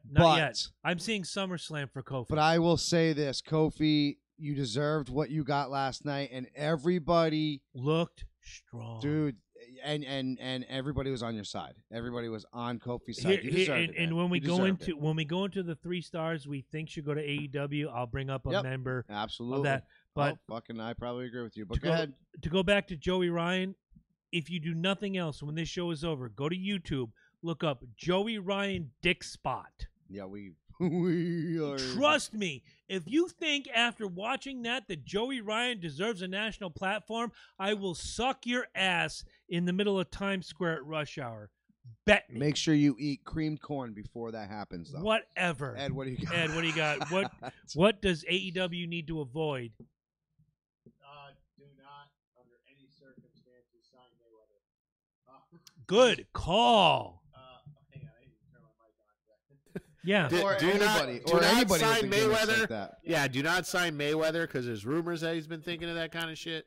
There was rumors also that he was going to go into MMA, but yeah, he would get wrecked. I think he went to his first training thing, and I think he was pumping the weights and shit he like got told. He got told. No, I think he got laid out. I think what happened. Exactly. He got told. I think he got but like not Don't just come told. into I think he got laid out. If you'd have sent, he didn't know who the fuck he was for like a day. If you'd have sent Floyd Mayweather, and I'm not Brazilian Jiu-Jitsu right now in UFC has 1 title. Yes. The wrestlers have 5 titles in UFC. If you'd have sent Floyd Mayweather to our friend Blair Tugman at Team Tugman in Brantford, Connecticut, and he would get told. That would be a good match. That would be a good. No, match. it wouldn't. Blair would eat his lunch and then show it to him. Let's talk about how well McGregor did against Mayweather. So put Mayweather with the other MMA fighters. No, I would think. I mean, I think he's too old at this point, but it would take years. Yeah. Years. So he thinks it's going to be a walk in the park. Ultimately, I don't want this new network to make the mistakes of grabbing up washed up. Yeah. I'm saying the word washed up MMA fighters. Floyd made a career of dancing around the ring. He did with Pacquiao. Yeah. Yeah, so dude, that pissed me. Easy with. I know we covered that way early on. Easy with the gimmicks. Don't grab a bunch of MMA fighters. That was like one of the first fucking fights we covered. Unless it's Mr. T. Don't fuck with Hollywood. Here we go. I was gonna say Mr. T. No, he beat me to it. No, you're right. Don't fuck with anybody. Hashtag don't fuck with anybody. Time. Make it wrestling. We don't. Yeah, you don't. I was about to say. Goes back to what I was saying. Right. Focus on. I'd the prefer. wrestler.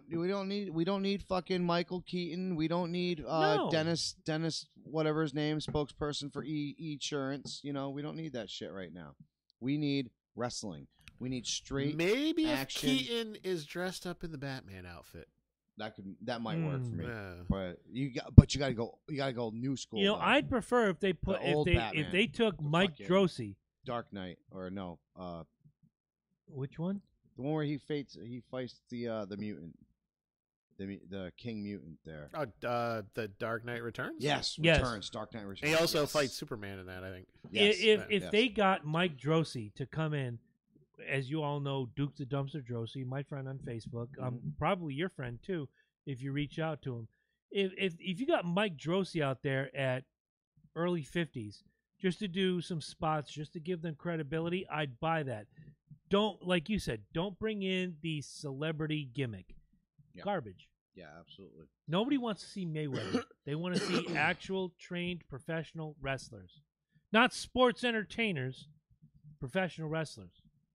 Mike, right. Last one. Last but not least. Don't do it. And this is very, very simple. And I think the WWE has really gotten out of hand with this. Obviously, the women deserved it, and that's been a long time coming.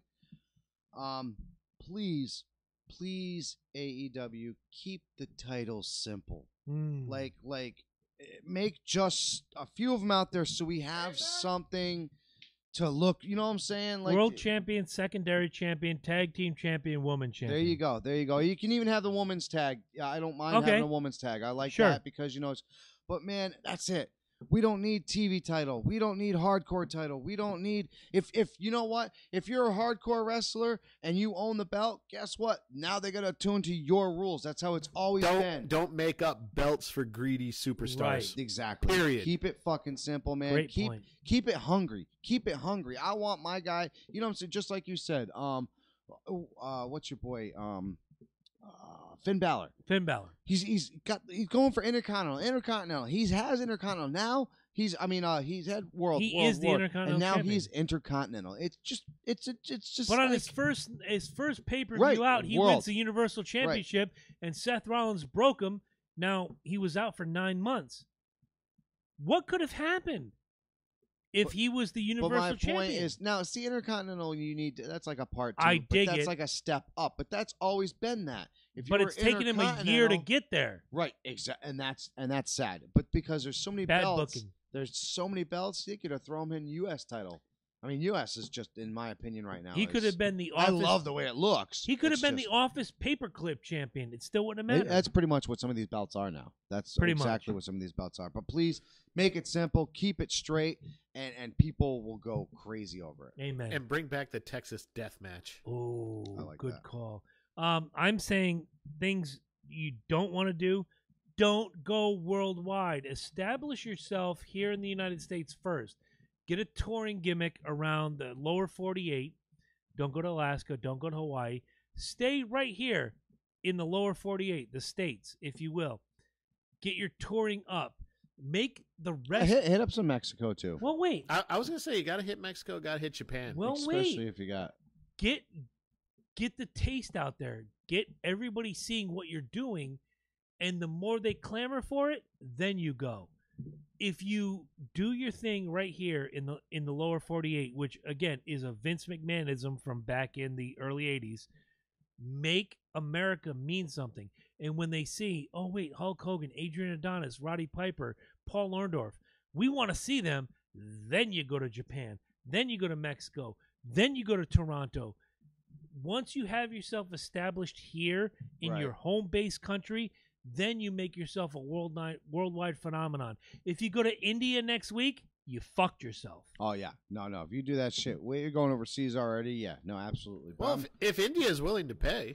Well, that's not happening. What now do you got? We got to go back to the DX motherfuckers that say DX is wrong, but you want to go to India and give them the money? If you want to pay the Loki and Jabroni show money to go to the Taj Mahal tomorrow, we're going. Doesn't matter what their politics are, we're going. Doing it. Cocksuckers. Next, right, Eddie, what do you got? Last one. I'm so angry right now. Let's see. What's something they shouldn't do? Okay. What they shouldn't do. Yeah, something they shouldn't do. Don't sign anybody Eddie likes. Yeah, don't sign anybody I like. Nobody at all. Honestly, Vinnie Vincent plays the national anthem. Please don't make movies. Thank you. At least not yet. And if you do, no, we don't. AEW presents that night the Marine 9. I mean, unless you're like Coast Guard Cadet 15. I was gonna say, unless you're taking a stab. See all evil 12. Can't see anything 15. Scooby-Doo presents Behind Enemy Line 16. I don't like. I just don't do the sellout shit. Yeah, at least obviously we know it's scripted. Mm-hmm. Like pretend like it's serious, and just concentrate on the wrestling. Do the cons, do the tours, set up some drama, get the press going. Right. But don't sell out just yet. I wanted to believe so much when I was, and I'm gonna do the math here, 87. I was 15. I still wanted to believe, even though I kind of knew it was bullshit, I still wanted to kind of believe that there was rivalries until I saw Paul Roma, George Animal Steel, and Billy Jack Haynes walk through the airport. And talked to each one of them, and obviously George Animals there. I told this story way early on. George Steele said, "All right, hey kid, what's your name?" You can speak English? What the fuck? So now He's actually a pretty articulate guy. he was a school teacher. Yeah. But then 20 minutes later, as we're waiting to put my grandmother, God rest her soul, on a plane to go to Cleveland, here comes Hercules Hernandez. He's sitting 7 seats from Billy Jack Haynes at the height of their rivalry. Nothing happened. Nothing. And you're waiting for it. Oh, yeah. My brother and I are like this going, oh, here it comes. Oh, yeah. No, we're here. It's like Peter Griffin and the chicken. Here it comes. This is good. Nothing. They got up and they handed in their tickets. They were 12 people apart, and they go about their business. Well, fuck. Mm-hmm. That was the moment, man. I realized it, too. You're like, damn, okay. Yep. All right, so we're going to wrap this up because we're getting close to closing time here, folks. These are, I got 3 names. 3 names that the AEW needs to steal. Mm-hmm. Or sign if they're not WWE. There you go. Right. Number 1, and I think not only does she deserve it, but if you want a very strong women's division, you need to go and grab her and give her some money. Beth Phoenix. Wow. I think that would be a huge signing for AEW. I think it would just bring knowledge. Like I said, if you want a strong women's division, she's been through it all. She knows how to take care of it. My next one is going to be I like what Drew's doing, and I don't like what WWE's going to. I think they're going to fuck him again. Drew McIntyre. Okay. The dude he's a Terminator, man. He's a fucking Terminator. He's got what it takes. I love his form. I like the beard now. I think he just looks like an assassin, man. He just totally looks like an assassin. It's just totally. And this one obviously is a dream of mine, and we've been hearing rumors. He's been doing this on and off. He still has a contract with WWE, but the Viper, Randy Orton, you need to get him over there because I tell you right now, he's perfect. He's perfect for the AEW. Well, I may as well piggyback his last pick with my first pick. The contract is coming up, and if you want star power beyond Jericho and Omega, it's Randy Orton. He was my number 1 draft pick right now. When his contract comes up, if the cons don't offer him a ridiculous contract to come in and build that brand, they're not doing their job right. No. The next name, I'm going to give his real name, the name I first saw him as, and then I'll give you the names you might know him as. John Hennigan, who is Johnny Nitro, who is Johnny Spade, who is Johnny Impact, Johnny Thunder, Johnny whatever the fuck you want to call him. What was it? John Morrison was the name he was best known as. That's a guy that can build your brand. He's 39 years old, yes, but think about this. When AJ Styles debuted in the WWE, he was 39 years old. Right. John Hennigan still has a lot of juice left in the tank, and I think he's a plus for AEW. Good choice, actually. They Good sign choice. him. And hell of a worker. Yeah, oh hell my God. Of a fucking worker. Name one He bad... still looks great. I don't know if you John have ever Hennigan seen match. have you ever seen Bat in the Sun? You ever heard of that? No. So they do these fights. So they essentially it's like say Wolverine, Batman. Okay. Who would win? But they literally hire actors. They script out the fights, and they're not cheesy looking costumes, man. They just recently did a who was it? Your dude there. Nightwing. They did Nightwing versus the Winter Soldier, and guess who the fucking Winter Soldier was? John Hennigan. That's right. And he did a hell of a fucking job, man. But still juiced, still looks fucking jacked. Great dude. Once again, another victim of the WWE not knowing what they knew not what they had. And the last person I had on my list was someone that Mike brought up earlier, Matt Cross. Eddie brought it up. Oh, Eddie brought it up. Yeah. Sorry, Eddie. If you want someone to come in and make an immediate, hate to say it, impact with AEW, Matt Cross is that guy. There's nothing more I can say. Go back and find our Constitution State Wrestling where it was Matt Cross in the ring, and we all raved about how well he did. Go watch Lucha Underground. See how was it? The Son of Havoc was his name. Go watch how well he does. Just look up Matt Cross on YouTube. See how well he does. Professional. Absolutely professional. It just makes it look fluid. Exactly. Absolutely Eddie, fluid. your 3 names, and then we'll close out with some paying the bills. Right off the rip, I was going to say Matt Cross. Nice. Hands down. Again, I'm going to reiterate something I said earlier. They should just pay him the money, get Hitman in like maybe a manager capacity. Yeah. Let him put together a crew, call them the Contract Killers. Ooh. So you got the Hitman and the Contract Killers, and just let them be the dominant, like the Degeneration X. You may have answered my question, but obviously Hitman would be Hitman Bret Hart, as it were, would be in a managerial role, but he's leading this force forward to overtake AEW. Nice. Yes. Why are you not booking WWE right now? I don't know, Vince. I've applied for that job every year for years, and I'm still not in. No, and honestly, I kind of agree with you. Him not being he's not being utilized properly. I would take Strowman. Ooh, just fuck it, take him right out. You know who else? Buy I bet you Strowman would take it too. Buy his contract if you have to. Just take him. And the cons have that perfect kind of example. money. Yeah. You got Hitman's Contract Killers versus Braun Strowman taking on the whole fucking team. Great entertainment. Here's something that not everybody understands. Brock Lesnar is working on a date-to-date basis right now. Yes. I'm going to ask around the table, yes or no. Brock Lesnar, AEW, yes or no? No, because I want them to get away from, like we talked about it earlier. We need wrestling. Mm-hmm. We need real wrestling. Not to say that Brock doesn't get wrestling, because he does get wrestling. And maybe, and this is a huge maybe he goes to AEW and they actually work with him and he loves wrestling again and he becomes that superstar that we all know and loved at one time. I don't think it's going to happen, because the problem with laziness is once you get adapted to laziness, you never want to go back to being a worker again.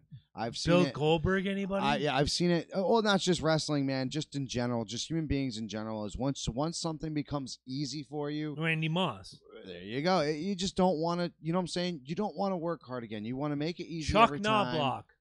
Keep going, man. And Chuck Liddell. There you go. I mean, the names are out there, people. All right. Scotty fucking Pippen. Ben Affleck. There you okay. Eddie, Brock Lesnar, AEW, yes or no?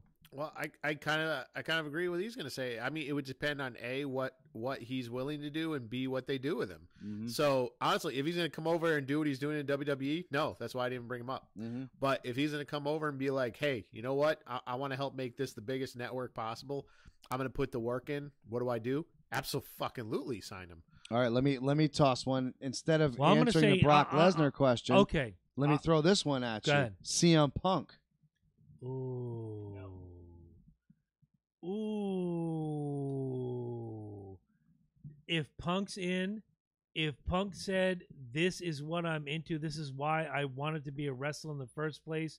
He's a hell of a wrestler. Oh, amazing. The charisma's out the fucking door. I've always been a CM Punk fan. You guys know this. Absolutely. But the problem is, he got disenfranchised with the WWE product. Mm-hmm. Exactly. And that's a bad name to get disenfranchised with. I'm gonna start with Brock and I'll go to Punk. Yep. Don't sign Brock under any circumstances. No. Absolutely not. Don't saddle yourself with that bullshit. Let them deal with him. But they created that monster. Let them have it. Right, exactly. But if Punk now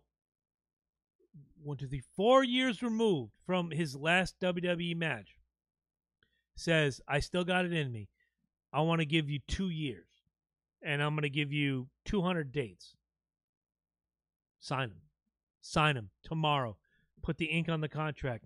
The cons should open up their wallet right now and say, Punk, if you want 200 dates out of 365 days a year, which is basically you work half the year, you don't work half the year, right? Give or take a little couple, 360, whatever.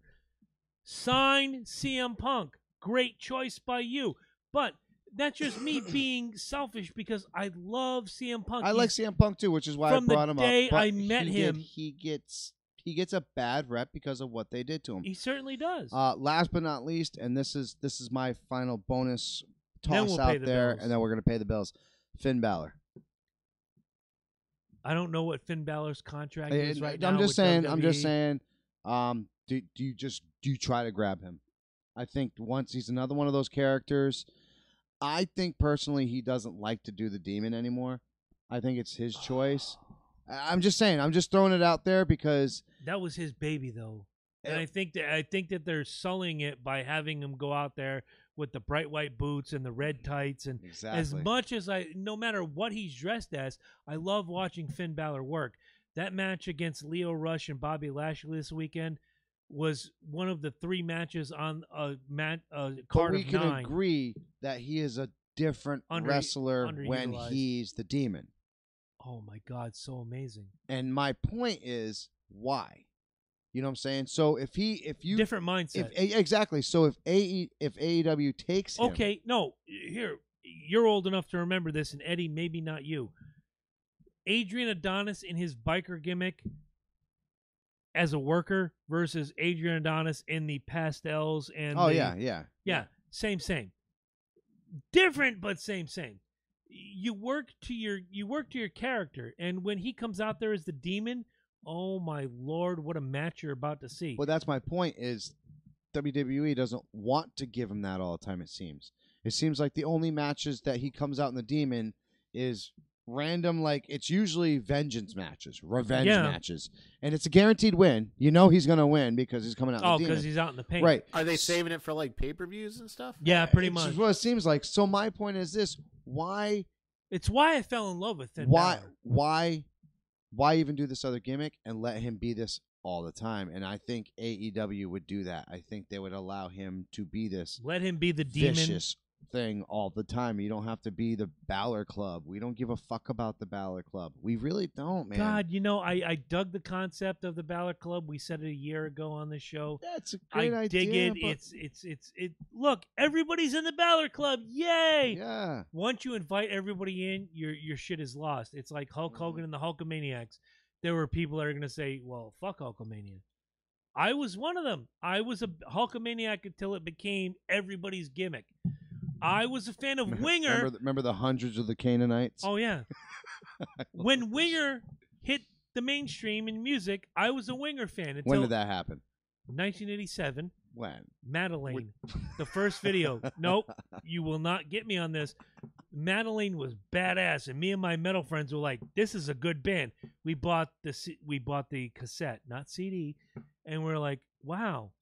Madeline was the only good song on this record. Again, 15-year-old mind. Now I listen to it, and I'm like, all 2 weeks later, songs. Stuart ended up wearing the Winger t-shirt. Well, that was like 6 years later, but once everybody fell in love with Winger, it was no longer ours. Much like the Demon. The Demon was ours. And once everybody fell in love with it, WWE's like, well, we can't do that. We have to give them something different. Stop. Sometimes... Look, as much as I hate to say it, Friends was a show that everybody loved. You keep giving it to them. I think you've been binge watching Friends. I've watched exactly 40 minutes of Friends. I think you watched 40 You episodes. brought it up quite a lot today. And there's a reason. That's what I'm saying. He binge watched some fucking Friends on Netflix. And there's a Is reason. that what happened, man? No. Did you get free Hulu? And Absolutely not. Did you want to watch Jennifer Aniston's nose change over the years? No, absolutely not. There's a reason why that show continued for 9-10 years. Because people bought it. Oh, you yeah. give people what they want. And if people want the you demon, see yourself, you give them the demon. You could see yourself in certain of these characters. Sure. And it's the same thing with The Undertaker and with the demon. You see a certain darkness. There's a certain dark side of you that connects with sure. that. So I'm not a huge fan of Cheap Trick, the band, but when they went out on tour, their whole one-hit wonder. Well, no, they were many hit wonders, but yeah, I got it. But they went out and did their latest record. Nobody gave a fuck. No. But when you go out and do Dream Police and I Want You to Want Me, people identify with that, and they keep coming back. You want to hear the hits, but sometimes you want to hear something. They were on the Transformers album. Yes, they were. Mm-hmm. Give the people what they want. And if the people want the Demon Finn Balor, you give it to them. And if AEW has the money and says, hey, Fergal, which is his first name, Fergal, we want to give you X amount of money a year. All you got to do is paint yourself up every night, go out as the Demon Finn Balor. New music. You can't do the WWE music, which sucks because that music is awesome. But we're gonna let you be the Demon. And he goes, okay, I'll sign. Done. Yep. Do it. Agreed.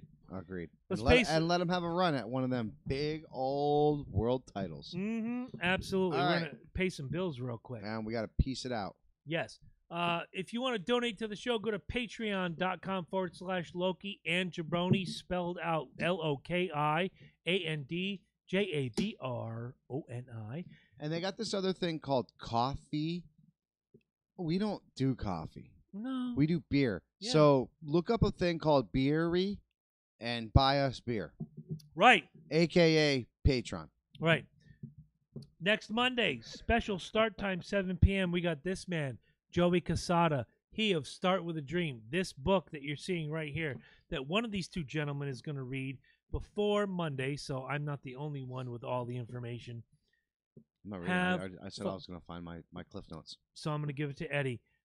Rock and roll drummer from ZO2, TV star from the show on IFC, Z-Rock. He is a Broadway musician. He is also a huge wrestling fan. Find his shorts on YouTube called Wrestling with Joey Licious. My friend, recently in the last 3 weeks, Joey Casada is going to be here. He is more excited about this than anything. He does a live feed every 2 days or so. I catch it. He mentions us every single time. This is going to be fun. And you may be cool, but you're not playing wiffle ball with Kiss Cool, much like Joey Casada is. But if you want to be extra cool, April 7th at the Deck in Westbrook, Connecticut is the next Loki and Jabroni live event. It's WrestleMania. It's going to be a total debacle. Yes, it will. And we're going to have, from the Deck, drink specials, Wing food specials. wing special. Oh, my God. Those best wings are ever. no joke. No joke for that fucker that called up and complained about the wings. Oh, yeah, well, 70 cents a wing is not whatever. Yeah, no. When you get these 70-cent wings, they are fat, they are juicy, and they are de-fucking-licious. Somebody complained about the wings. Yes, they did. Yeah. Oh, yeah. Oh, my God. Last year, when we were coming up to SummerSlam, this past summer, it's like, oh, well, 70 cents seems like a lot for wings. No, motherfucker, this Not is when the real they're shit. juicy fucking fat ass wings that are very filling. No. You're damn right. Damn And straight. the special part. $5 seems like a lot for a blowjob, but your mom still charges it. Oh, God. Tell her I owe her $10, by the way. Anyway, That math makes this no sense. year, this See, he WrestleMania. got 2 blowjobs, 2. He got 2. I got 2. But Like 2 and 2, like Chuck Woolery. This WrestleMania is going to be special because the trivia contest, instead of me giving it out to all of you, this man is giving it out, and True. I am out there with all of you defending my World Heavyweight Wrestling Championship Trivia Gimmick Schnabitz Fernum. WrestleMania Trivia. If he can stump me, he's done a good job. Ed, you got anything you want to add before you're done yawning? his fist in his mouth, apparently. Yeah, right. He was Well, trying to he's fit- good at fisting. He was trying to fist the whole thing in. No, that's it. Please check out. Go to the website, check out the event tickets, and see a event show. tickets, that's so cool. So see live events and help out the show at the same time. Excellent. 3 Yes. pimps before we go. Pimp number 1. Tell us about Basement Quest and where you're at. Well, we are in the mix of working on our first episode, which is actually going to be Palladium Adventures over D&D Adventures. Of course, I being a DM of the D&Ds, and him being a GM of Palladium Systems. We're going to break it down and pick our favorites and tell us why maybe we would change our mind for the other one being the favorites. It's going to be tough since I think we both love the games. Oh, absolutely. So it's not going to be a fight. We're just we're gonna talk about the pluses. I'm and looking minuses. forward to watching it regardless. We'll touch on the different systems and what we like about each, what we don't like. Yep. And we're not going to bring up THACO because that is a nightmare we'd like to forget. And now my 2 pimps is tomorrow night. Wednesday, live on the YouTube channel C&J Speed Review.